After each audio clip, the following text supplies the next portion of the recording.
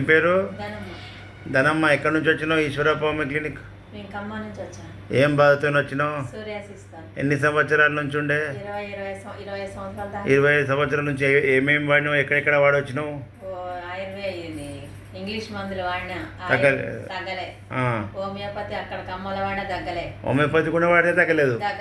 మళ్ళీ ఇక్కడ హైదరాబాద్ వాడినా ఆయుర్వేదం తగ్గలే. మళ్ళీ ఆయుర్వేద ఎర్రగడ్డ దగ్గర వాడినా తగ్గలే.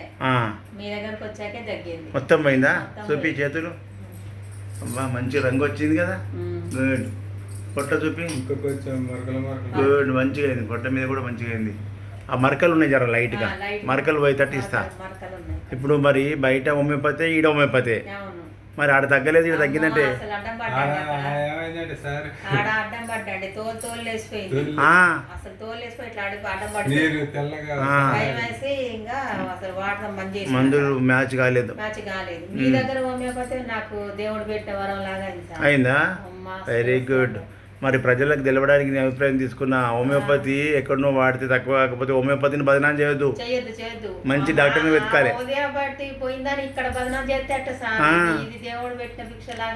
కొంతమంది ఎట్లుంటదంటే నువ్వు ఇక్కడికి వచ్చి తగ్గించుకున్నావు, బయట అక్కడికి ఆగిపోయి ఉంటే నువ్వు హోమియోపతి వాడినా తక్కువ కాలేదు, నాకు ఎక్కువైంది అని అనుకుంటే అట్లే ఉంటుంది మైండ్లో. మంచి డాక్టర్ని వెతుక్కోమని ఎందుకు చెప్తున్నాను? ఇట్లా వెతుక్కుంటే ఇక్కడ తగ్గింది, హోమియోపతి అనేది తగ్గింది. 25 ఏళ్ళ నుంచి ఉన్న బీమారి ఇప్పుడు ఎన్ని నెలల? ఇప్పుడు 18 నెలలకు అయిపోయింది. 18 నెలలు. ఎన్ని నెలల మార్పు వచ్చింది? మంచిగా అయిపోయింది. మళ్ళీ ఇట్లా శాశ్వతంగా మంచిగా అవుతుంది.